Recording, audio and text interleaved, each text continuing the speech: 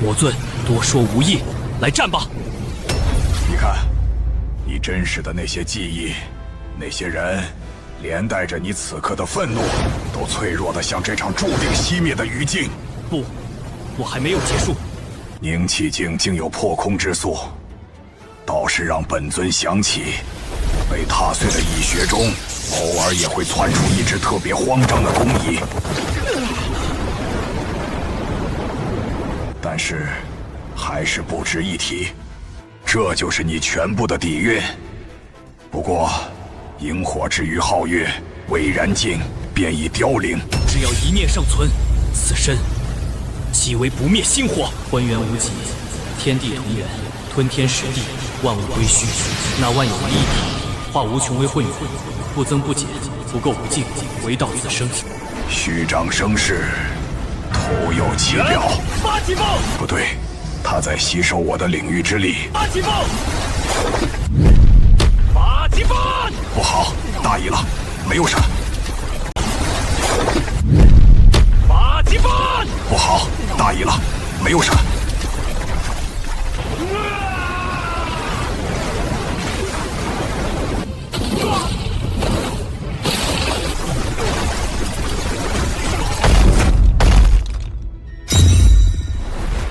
魔尊，这卑微的几拳滋味如何？第一拳为林家村300多无辜性命所打，第二拳为你构陷污蔑，令我蒙受3月不白之冤所打。你竟然敢伤我！你惹怒我了！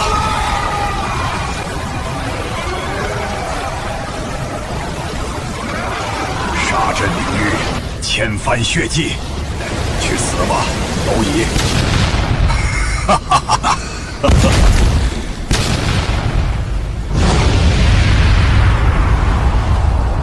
这就是惹怒我的下场，毁灭吧，蝼蚁！哈哈哈哈！毁灭吧，蝼蚁！哈哈哈哈！怎么可能？你笑够了吗？重瞳。不，跪下！重瞳这种绝世天才，怎么会出现在这里？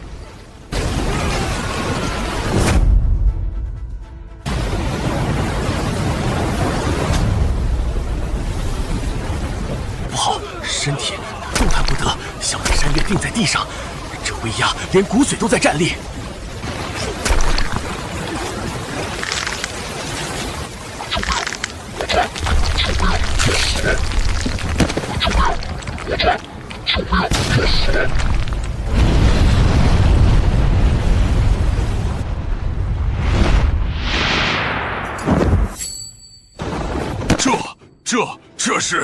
这是魔尊！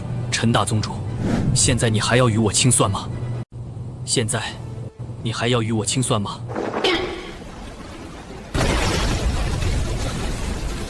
林哥，林爷爷，是小人有眼不识泰山，是小人下了那对狗眼，求您把小人当个屁放了吧，还望恕罪啊！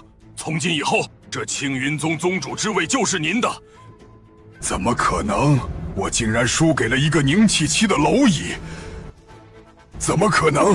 不，我不能死在这里！我岂能陨落于此？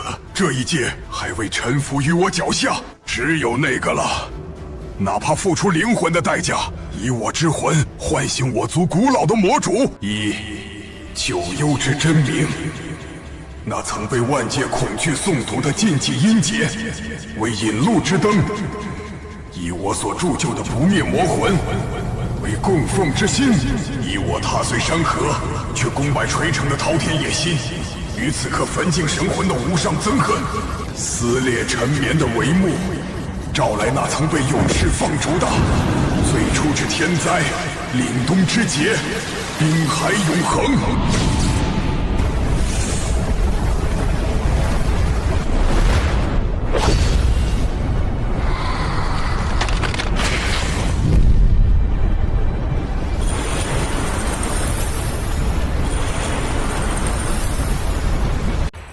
风云变，天地愁，九霄精将灭世霜。赫见人间万里，竟在弹指之间，化作一片死寂冰原。这天怎么一下子黑了？雪，好冷的雪，在此刻，这冰花有点奇怪。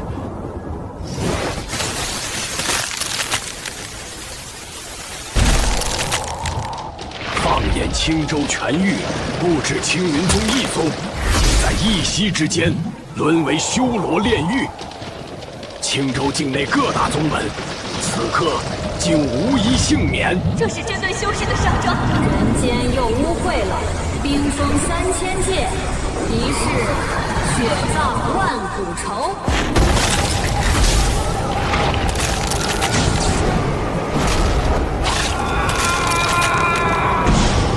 凡尘的蝼蚁呀，尽情享受你们这最后的时光吧！尘的蝼蚁呀，尽情享受你们这最后的时光吧！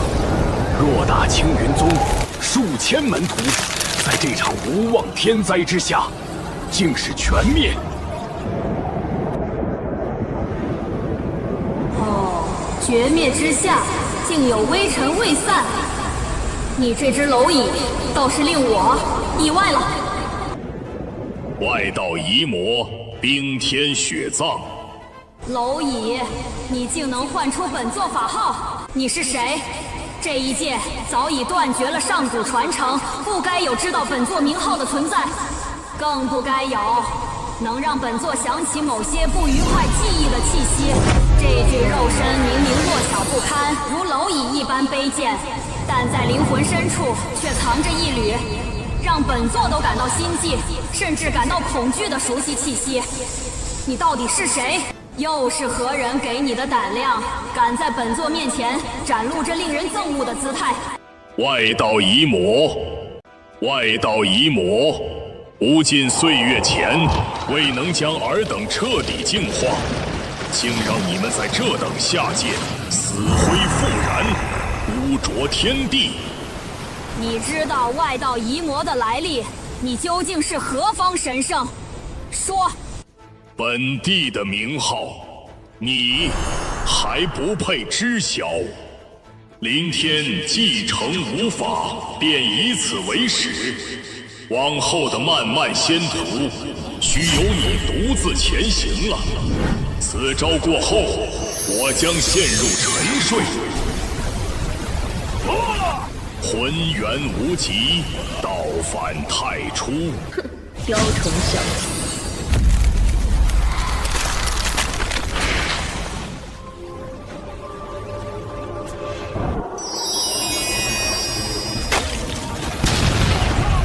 金莲无极，太初之光。金莲无极，太初之光，万象新生，天地清明。这一击赐你解脱。狂妄鹿死谁手还未可知，神法2式双合陨神枪，3式极动碎环雨。爆！爆！爆！惊天一爆，寰宇皆废。随着那2股至极力量冲撞，霎时磅礴一声响。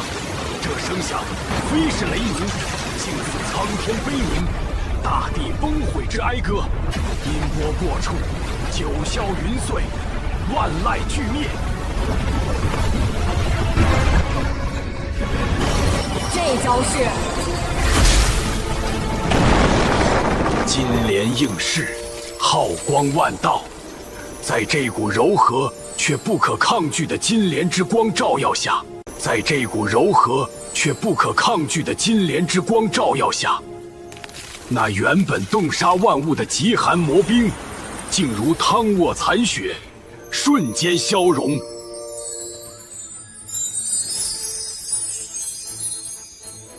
雪晴云淡，天地皆春。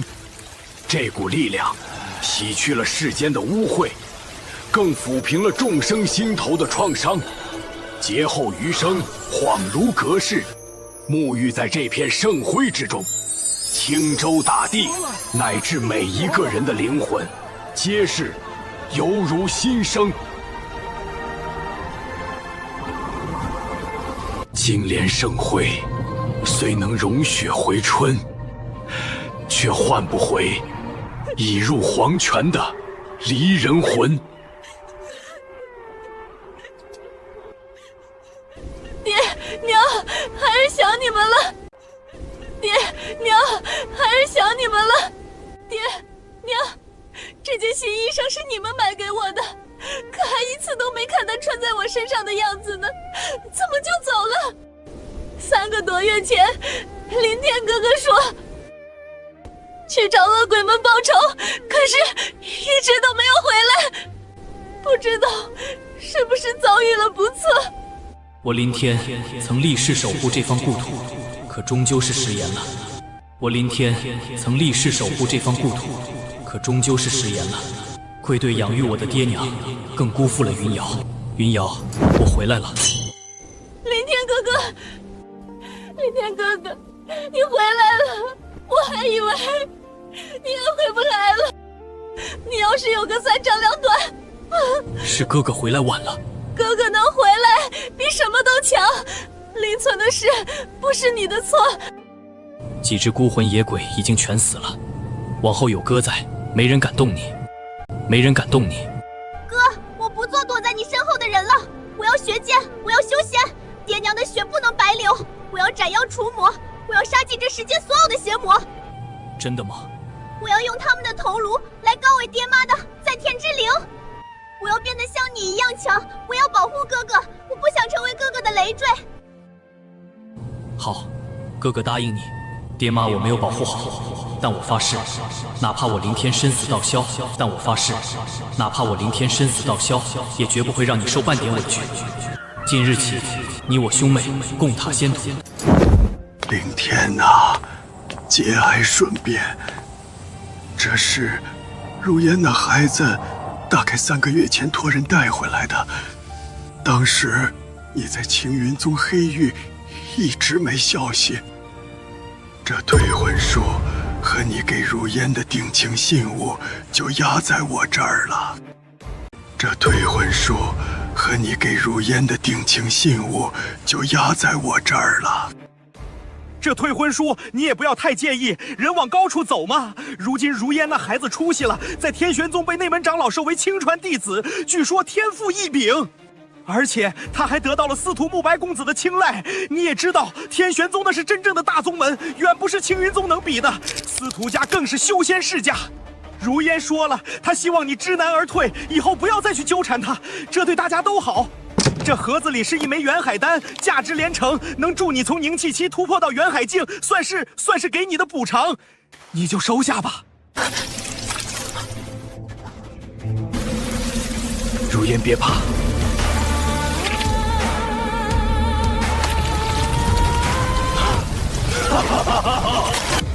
你疯了，这可是元海丹啊！村长，劳烦你给柳如烟带句话：30年河东，30年河西。村长，劳烦你给柳如烟带句话：30年河东，30年河西。莫欺少年穷，以前就当是我林天瞎了眼，我不惜自损根基，为他逆天改命，治好9阴绝脉，却换来今日这般羞辱。这笔账我林天记下了。这区元海丹，我林天不稀罕，终有一日，我会亲自登上天玄宗，将这羞辱100倍奉还。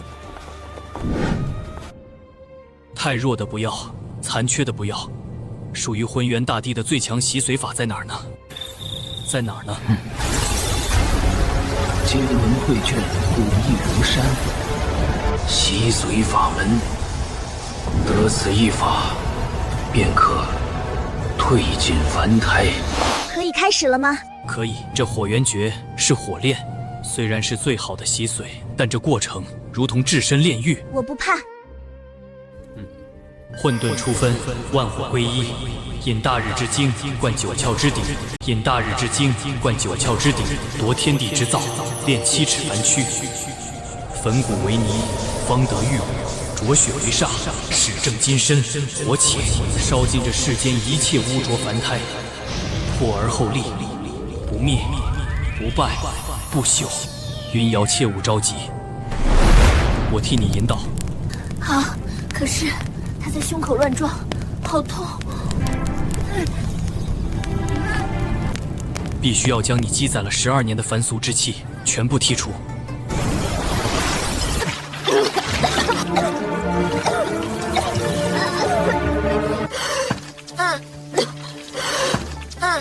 云瑶，怎么样？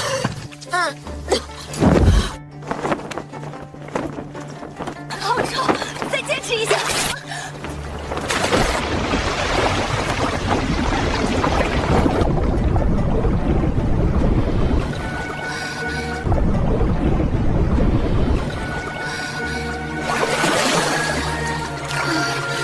总算能呼吸了，好冷。得把这些脏东西洗掉，化开吧。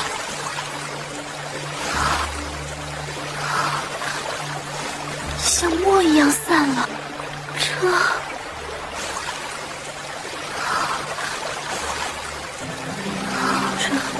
这是我的手吗？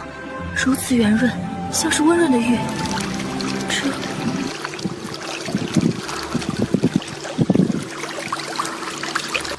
连脸颊也这么柔软，我真的是我自己吗？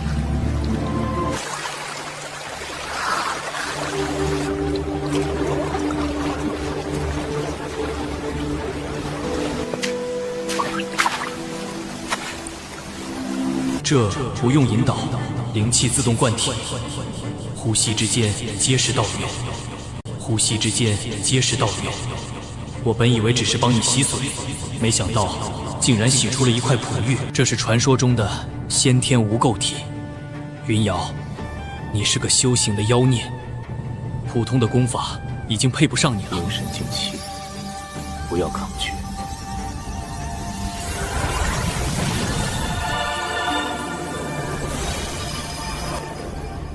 顺则为凡，逆则为仙。长中3尺剑，可开天门，可断黄泉。9天之下，唯我独尊。看清了吗？这就是9天玄女诀。9天玄女诀感觉很深奥的样子。当然深奥，它是这世间唯一配得上你体质的功法，也是最难的一本。万古以来，无数精彩绝艳的天才都折在了半路上。传说，从未有人能把它练到圆满。万古以来，无数精彩绝艳的天才都折在了半路上。传说，从未有人能把它练到圆满。今晚什么都别想，好好睡一觉。只有休息好了，这副新身骨才能真正适应体内的灵气。以后我可以比你还厉害吗？当然可以。夜深了，你先去睡觉吧。抱元守意，气沉丹田，摒除杂念，神归灵府。识海现，临天意识之最深处，鹤见一株七彩琉璃神树。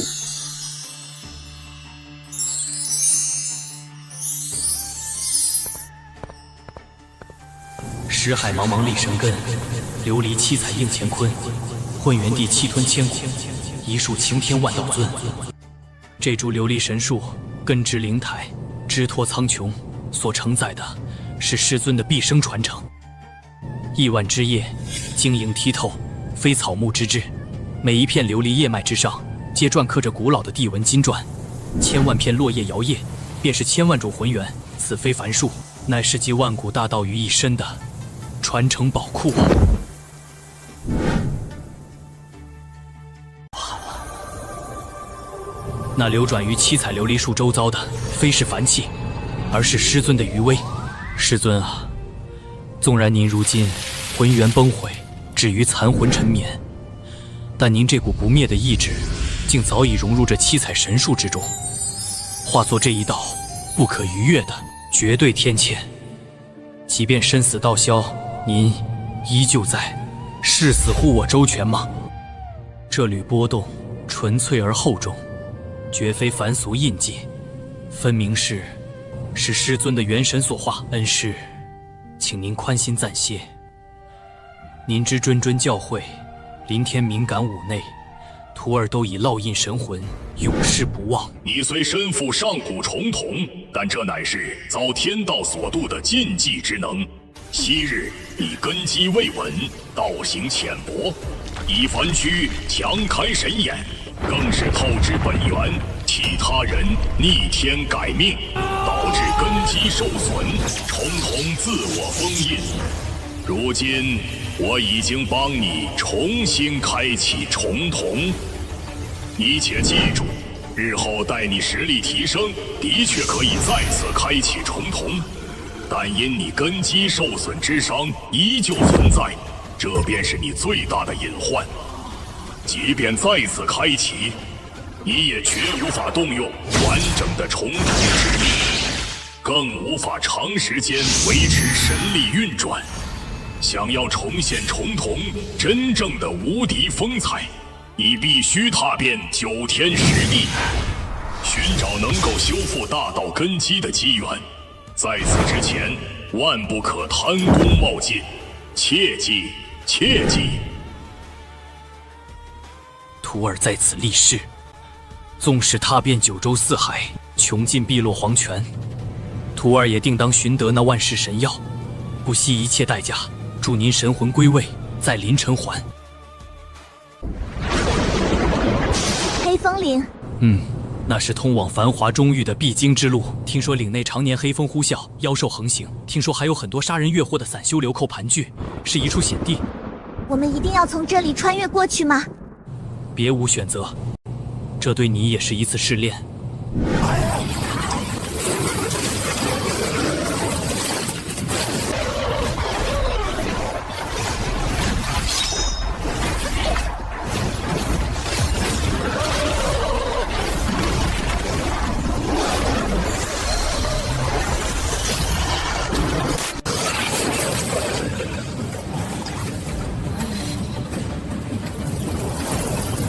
云瑶，别退！风狼的弱点在妖腹。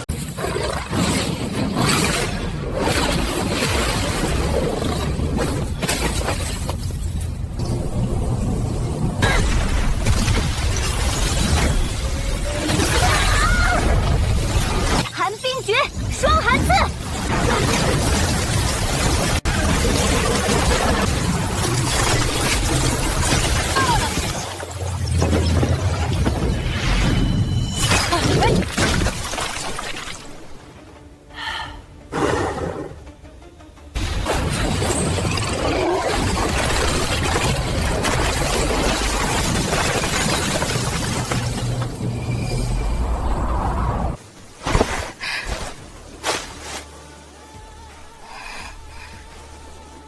你成功了，不错，勉强及格。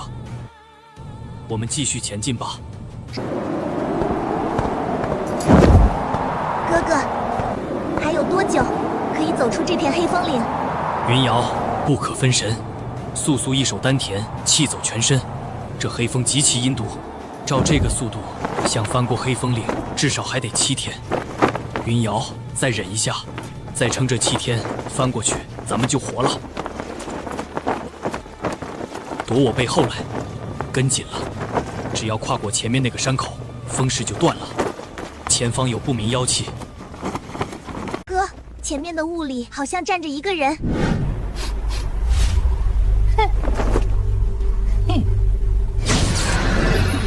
别看我个头小，金丹可不认体型。这片巫蛊我说了算。嘿嘿嘿，二位小友，走路不看脚下，当心踩着仙家啊！别嫌大仙我个子矮，我肚子里这颗金丹胃口可大着呢。是金丹期的大妖。耶！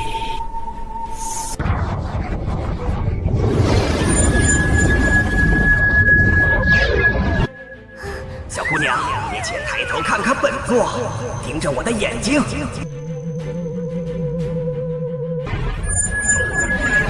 看着我的眼睛，对，就这样，深一点，乖乖回答我的话。你看我像人 ？You have a look at， 还是像神？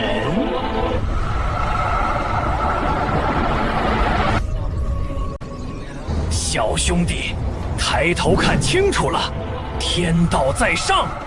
抬头看看本座，你看我像人？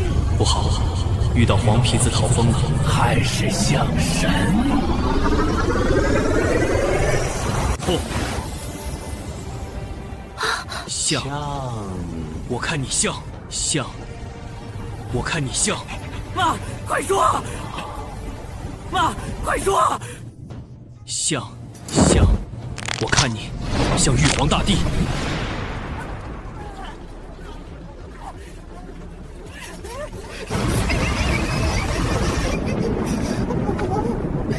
啥玩意儿？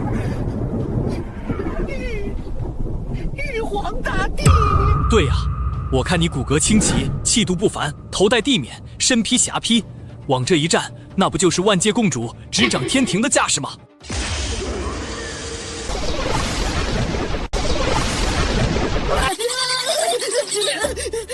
你这直接给我整到万界之主去了！这小火原力，我这丹田才金丹期呀，会炸的，绝对会炸的！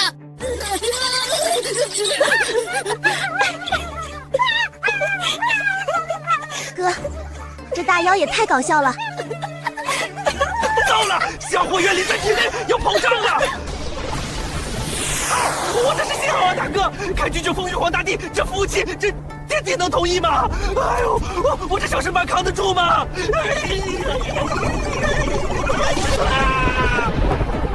我不要了！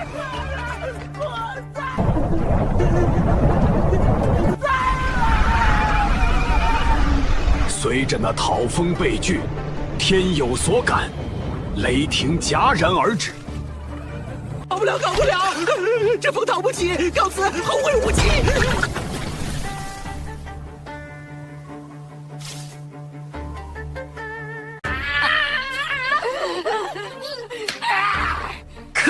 可恶啊！这哪里是香火，简直是吞了一肚子滚烫的铁水，痛死老祖我了！不行，不能乱，给老子稳住！差点被个愣头青一句话送上诛仙台。以后讨风得先看黄历，问清楚对方脑回路正不正常。要不再试一次？他们两人的愿力很强。他真的逃走了？你怎么知道？这么说能吓跑他？那可是金丹大妖啊！动动手指就能碾死我们的金丹气。傻丫头，把心放回肚子里，真要动起手来，我抬手就能把他镇压。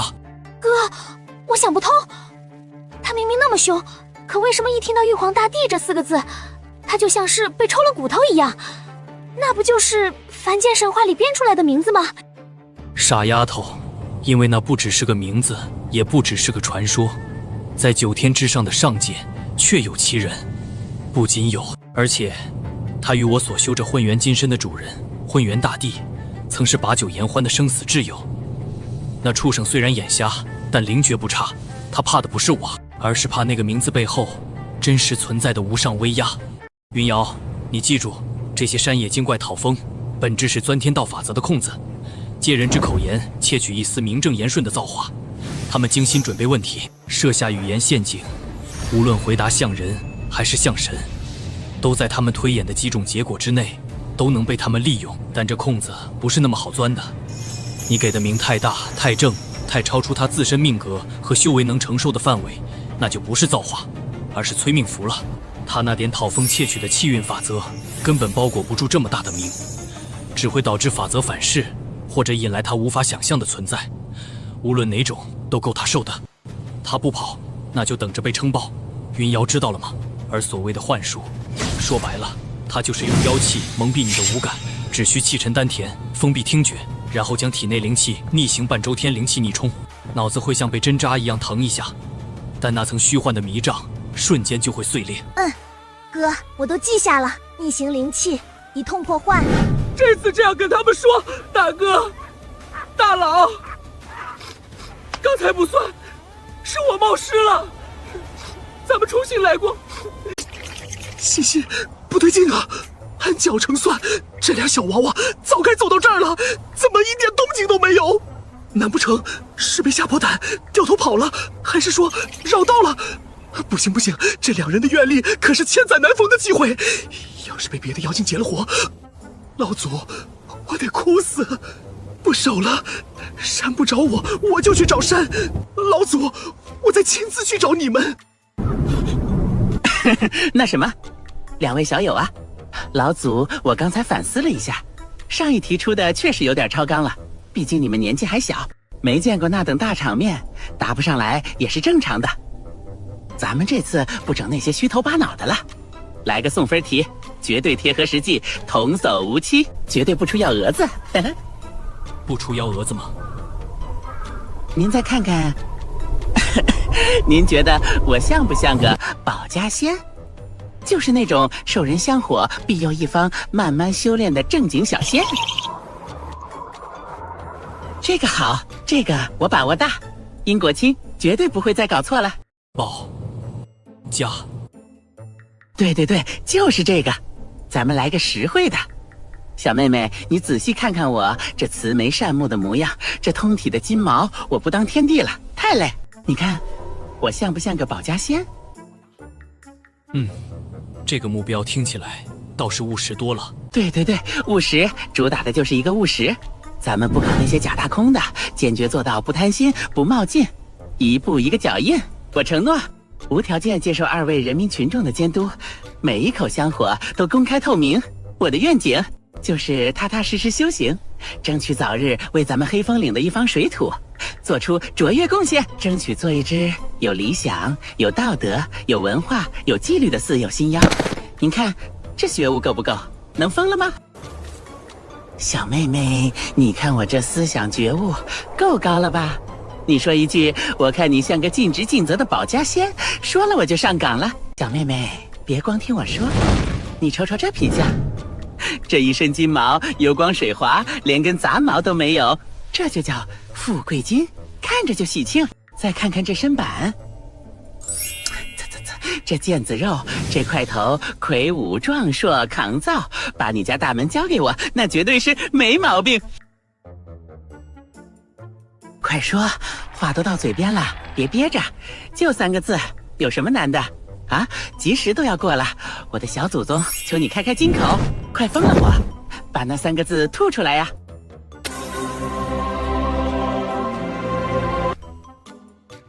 我看你像一个邦邦硬的棒槌。棒，硬邦邦的棒槌。棒槌，棒槌，棒槌！我还以为你要给我封个大仙名号呢。手感还不错，我这心都凉透了。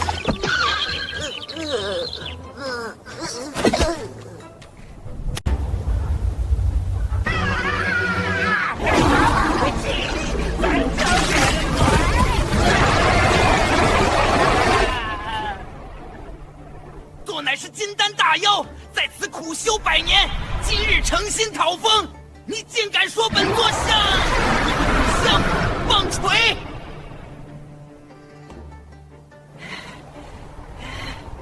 锤是个什么东西？那是锤衣服的，是木头疙瘩，是蠢笨的代名词。本座仙风道骨，哪里像那个玩意儿？你眼睛是不是长在？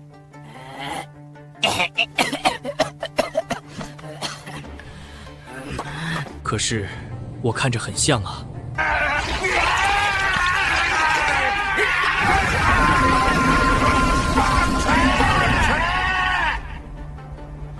这不识抬举的小子，本座乃是黑风岭黄蜂大王，我要吃了你！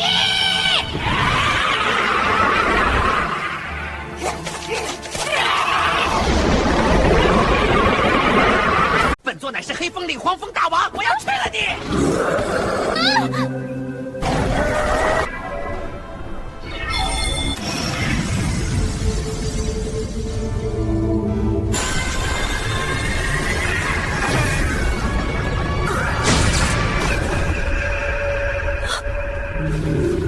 不好，这小子是扮猪吃老虎的主。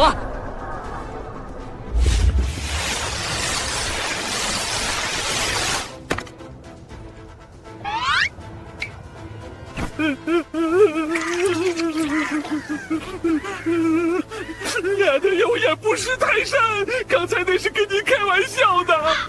你看我这华贵的姿势还标准吧？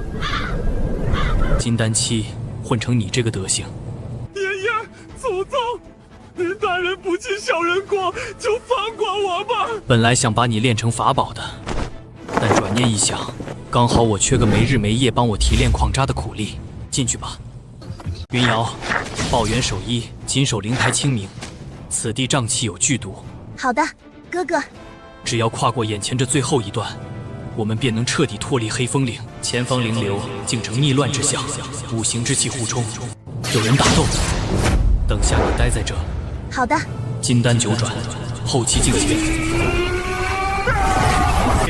我来破！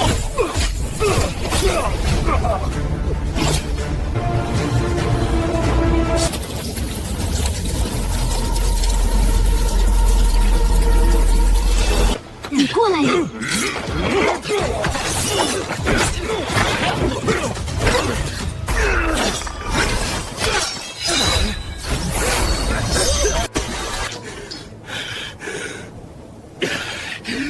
我堂家，气死我了！啊！不好，青蓝护盾，四方清流，助我援臂。是。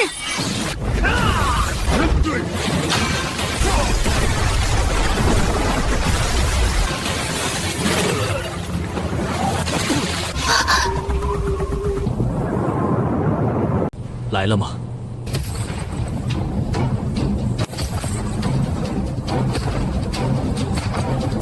你竟然杀了我的弟弟！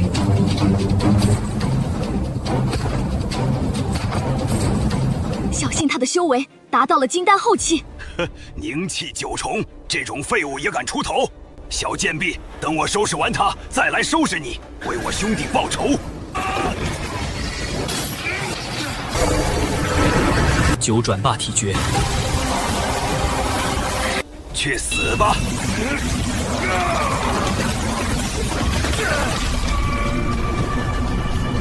他奶奶的，怎么那么硬？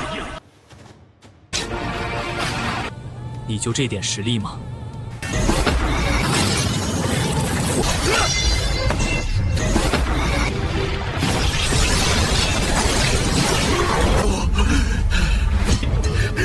你到底是什么怪物？八极风！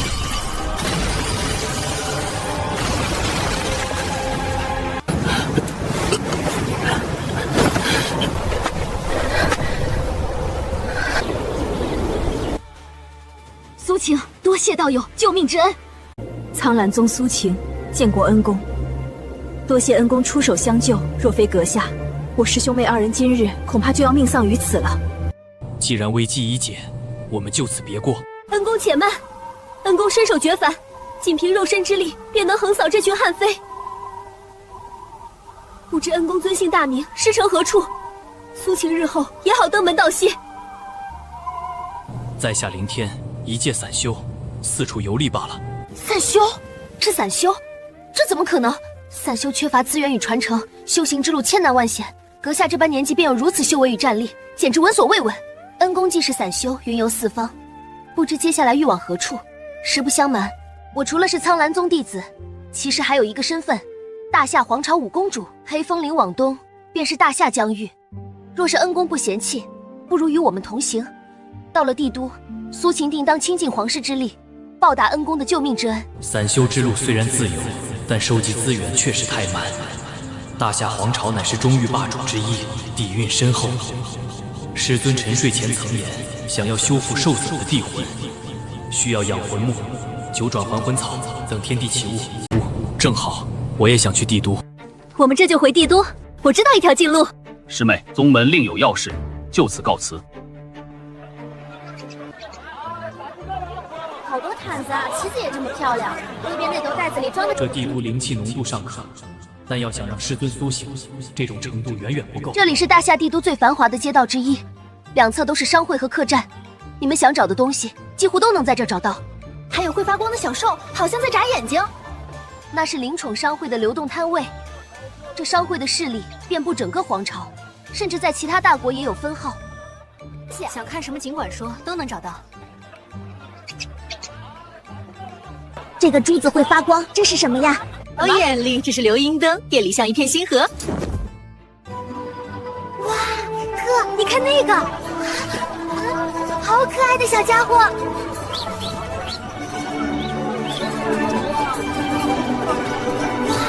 乖的哦，好可爱。请慢走，客官。哥，你看那个。灵宠，活泼又听话。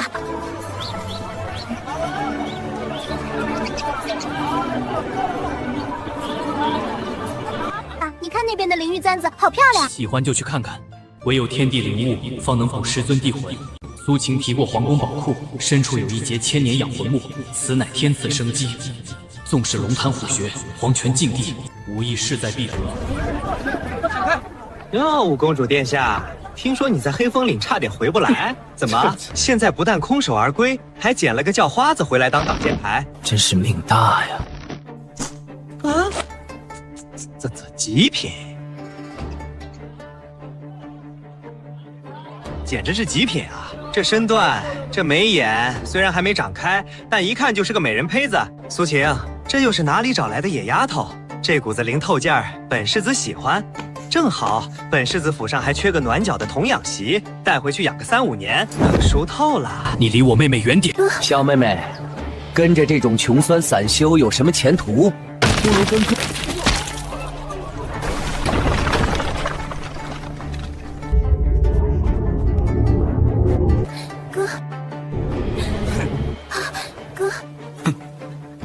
再敢伸手碰他，我让你连爬都爬不起来。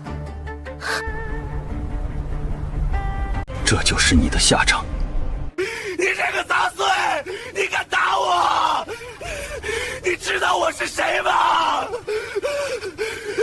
你可是陈小天，就连皇帝都要敬我爹3分。那你爹应该庆幸，今天这顿打是你替他挨的。喂，傻子吧！站在我后面，少主。少主有令，杀无赦。此时便是到了陛下面前，也是这个礼。请公主让开，免得刀剑无眼，误伤了凤体。动手！你们。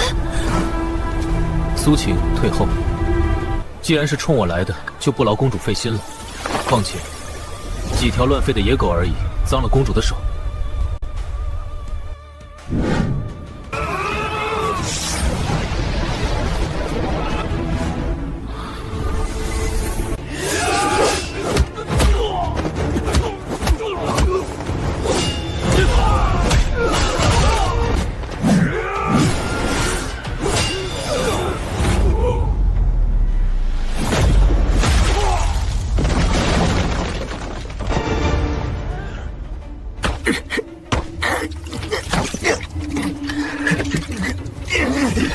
刚才你说，连皇帝都要敬你爹3分。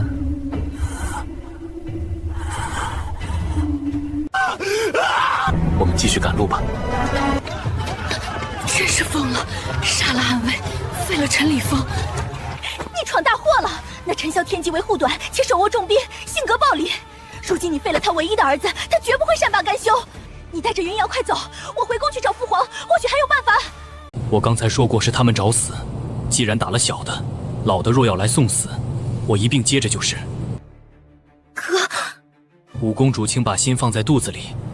若是那陈萧天冲着你来，这份因果我林天一力接下便是。但若是他不知死活，敢把爪子伸向云瑶，那就不是麻烦这么简单了。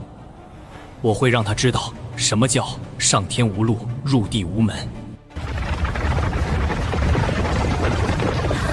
什么动静？小来小姐，那是禁卫军，这是……好浓重的杀气。那是父皇的禁卫军，有意思。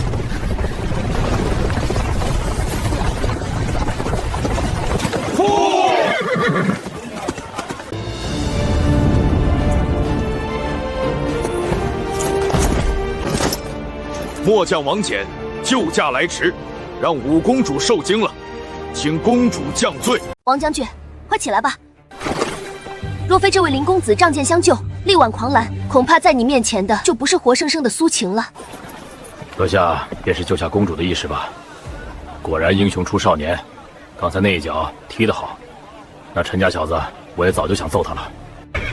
封锁街道，任何人不得靠近。阁下虽然身手了得，但那陈啸天毕竟是元神境强者，且手握30万大军。阁下今日虽痛快了，废了他那废物儿子，但也把自己置于了风口浪尖。陛下在宫中早已知晓此事，特命末将前来，请阁下入宫议虚。大夏皇帝倒是好算计，想利用我这把刀来敲打陈家。不过，这也正合我意。要想拿到国库里的养魂木，直接与这大夏权力的巅峰对话是最快的方式。王将军，既然如此，那请带路吧。众将士听令！全军听令，护送五公主与贵客回宫，闲杂人等退避三舍。999999。天杀的林天，你是魔鬼吗？老子我是黄鼠狼，是幼科，不是袋鼠打天机啊，更不是鼠该干的活吗？隔壁拉磨的驴都没我这么累啊！我的腰子，我的金丹老腰啊，断了！大哥，你又怎么了？我想家，我想吃鸡。大哥，做妖嘛，开心最重要。外面世道乱，但在林少这里可是编制啊。隔壁那个穿山甲偷懒，直接被林少拿去炖汤了，那香味你要吸服。我觉得我还能再吹500年。林公子，云瑶妹妹，请稍后片刻。此时入宫面圣，我须得注重仪态，容我去换身衣裳，洗去这一路风尘。苏晴姐姐刚才虽然在笑，可是我看她的脸色好苍白，眼睛里全是红血丝。让她先整理一番吧。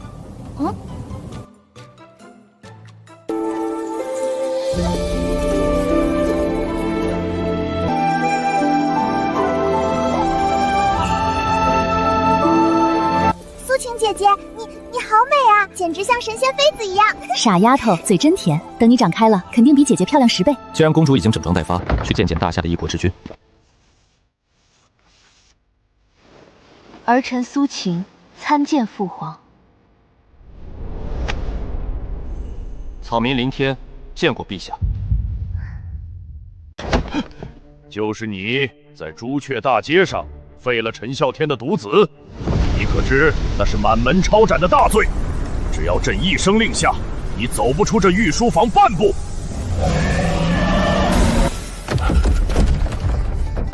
这是神王俯瞰蝼蚁。陛下若真想杀我，就不会让王翦统领请我入宫了。况且，陈家势大欺主，陛下恐怕比我更想看到陈礼峰那个下场，不是吗？好一个势大欺主！朕阅人无数，年轻一辈中你是第一个能反过来压制朕的。你小子是个怪胎，也是个英雄。你今日废了陈礼峰，简直是替朕出了一口恶气，痛快！陛下，明人不说暗话，我这次来是有求于皇室，我要养魂木，越久越好。林小友消息倒是灵通，国库中确实有一节养魂木，却不只是1000年，而是万年，且是乃是先祖留下的镇国之宝。此物真可以给你，但朕有一个条件，1个月后便是大夏皇朝3年1度的乾隆榜大比，届时大夏境内所有年轻一辈的天骄都会参加。陈家一直在暗中培养死士，企图在这次大比中夺魁，以此来掌控皇室的龙脉秘境名额，进一步架空皇权。朕要你以皇室客卿的身份参赛，获得龙脉秘境的名额，并且在龙脉秘境获得龙骨，以物换物。那节万年养魂木，朕双手奉上。此外，朕还封你为异姓王，地位与那陈啸天平起平坐。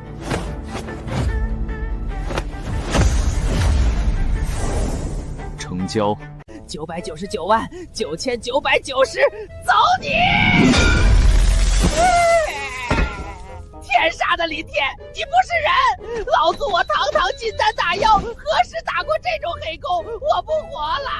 哇，大哥，这就是金丹大妖的实力吗？我也才打了3万次，你居然都快1000万次了！这手速，这耐力，大哥，你天生就是干这行的料啊！大哥，别哭了，快补身子。这是林少赏的下品灵石的粉末，可香了。平时我过年才舍得舔一口呢，快吃吧，吃饱了，下一把烈阳刀还等着咱们呢。林公子，云瑶妹妹，苏晴就不打扰2位清修了。先行告退。若有吩咐，林公子随时传唤便是。既然承接了九天玄女诀，便注定未来要站在众生之巅。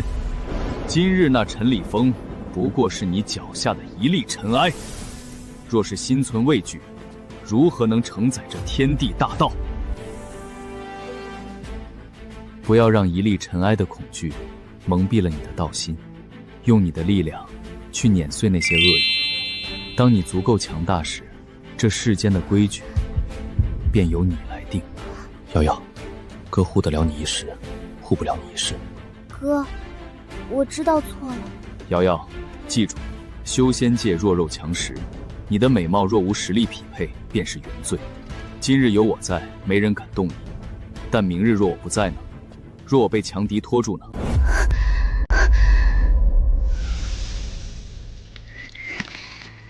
我要变强，我不要做累赘。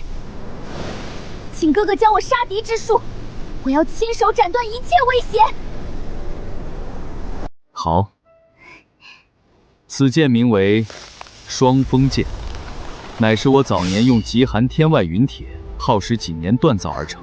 剑应该是双刃面，为什么这把剑却是单面开？好奇特。刀开单锋，后背而沉；剑开双刃，灵动多变。此乃单锋剑，兼具两者之长。后背承载狂暴凌厉，单刃追求极致的快。对于你而言，最合适不过。此乃洛神剑法，其精髓在于偏若银虹，宛若游龙。剑势如麝香的鸿雁，极快极灵，一击即走，不留痕迹。来，试剑。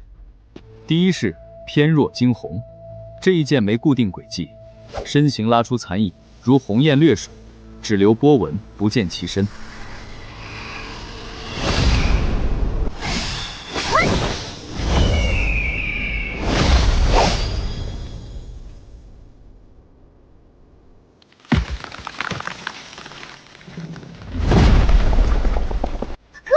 我做到了，这是我砍断的。不错，虽力度稚嫩，但快自觉已得8分精髓。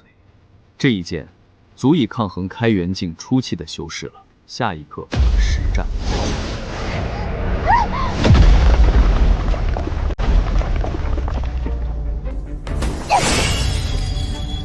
太软弱了，我从你的剑上感受到了恐惧。在战场上，你需要的不是恐惧，那对你毫无意义。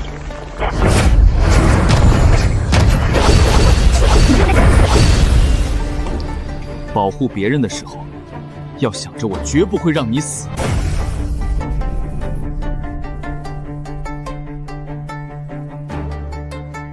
你的攻击缺乏杀意，拿出你全部的力量，战胜死亡的恐惧，不然你会死在我这一招之下。这一击下来，真的会死的。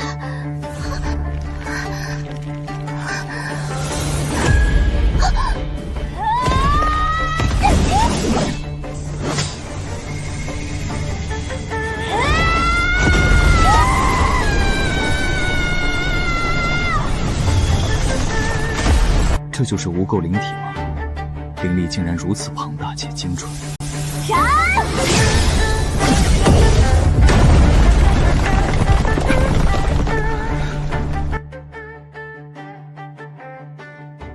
不错，天赋比我想象的还要好。回去歇息吧。是，哥哥。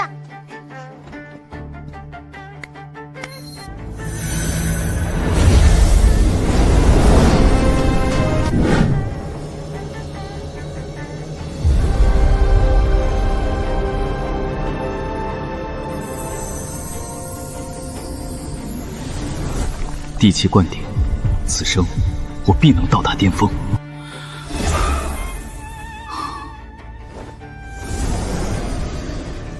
如今混元金身融合着地气，便是我最大的底牌。即便是陈啸天亲至，我也怡然不惧。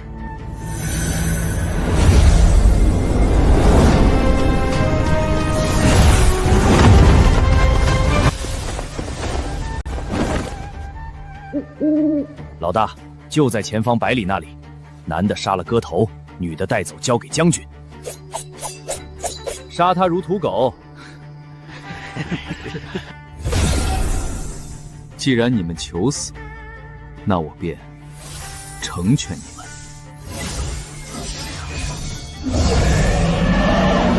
是。切，真不知道为何要派龙虎卫出动。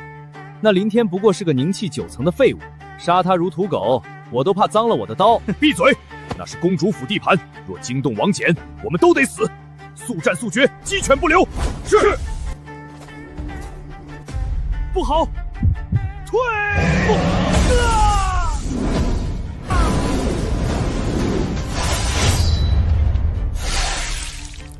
一杀千里不留行，金龙腾耀荡妖坟。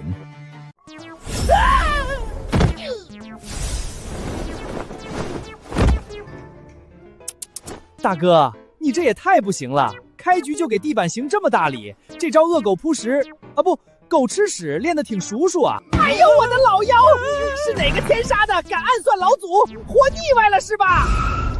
信不信老祖我一屁崩死？哎呦我去！崩死我自己助助兴，嘿嘿嘿。原来是英明神武的主人呀！刚才小弟睡懵了，冒昧了，不知主人召唤小弟们有何贵干？是要捶腿还是捏肩？少贫嘴，有正事。你们2个利用你们的手段去帝都给我打听3个消息：第一，陈啸天的动向；第二，龙脉秘境的具体情报；第3个消息，帮我收集天才地宝的消息。是的，主人，黑金保证完成任务，赴汤蹈火，在所不辞。得嘞，您就瞧好吧。这种打探消息的活儿，我跟黑金子那是专业的。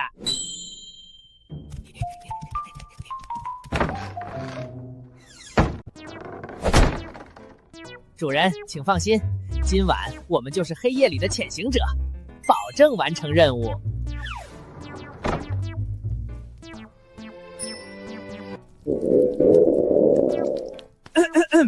黑金啊，你看那前面妖气冲天，恐有诈。你去隔壁街道的法宝阁打听消息，我去探查一下这边的零售虚实。大哥，那明明是卖鸡的，而且咱们出来是干活的，不是大吃大喝的。况且咱们身无分文，吃个屁呀！嘿嘿，身无分文那是你，老祖我裤裆里可藏着林少主人赏赐的300块下品零食呢。多嘴，老祖我自有妙计，你先走，半天后东城集合。好的，大哥，不过别去那家店，我刚才扫了一眼，一只鸡要3块零食，太贵了，黑店。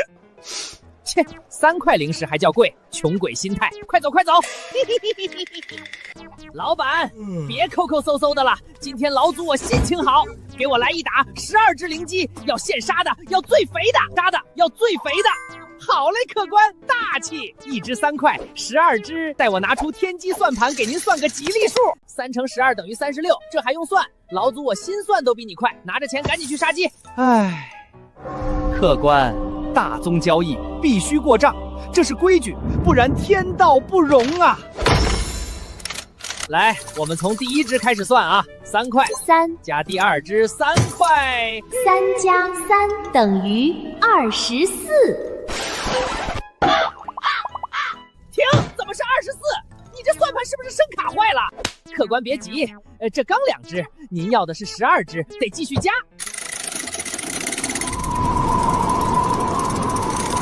加第3只，加3等于243。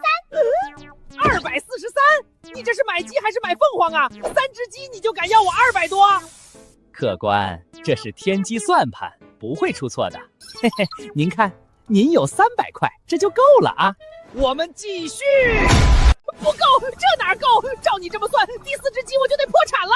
不行不行，太贵了，给我减掉。哦，嫌贵啊？行，那我给您减点优惠进去，减去这一只的优惠240。合着你就给我减了3块钱，那还是240啊？客官，您要讲道理，刚才算出来就是243，减3块不就是240吗？逻辑通啊！逻辑个屁！我才买了3只鸡，你就收我240，黑店退货，我不要了。退货那可不行，鸡都给您抓进笼子了，退货得算折损费。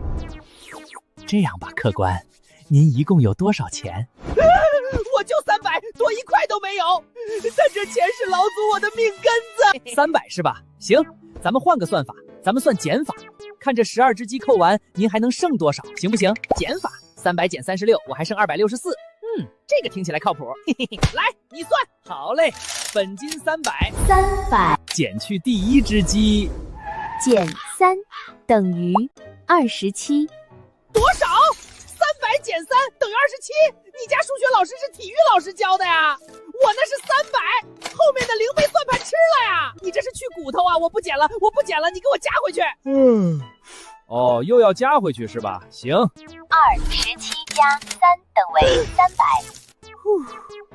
吓死老祖了！钱还在，300块回来了。对嘛，钱还在，那咱们直接来个打包价吧，一打鸡一口价，省得一只算麻烦。这里是300块，对吧？对，你想干嘛？对嘛，钱还在，那咱们直接来个打包价吧。这堆零食看着正好，我给您算个至尊归一价。这里是300块吧？您看好了，最后一次运算，大道至简，99归一。300除以1等于300。妥了，神算啊！算盘说了，这300块打包这一只鸡刚刚好，货款2清。300除以1等于300，好像没毛病。不对，那是一只的意思吗？我要的是12只啊！客官，算盘天注定，除以1就是一只，您的300块正好对应这一只鸡中之霸，这说明您和这只鸡有缘啊！成交，钱货2清，欢迎下次光临。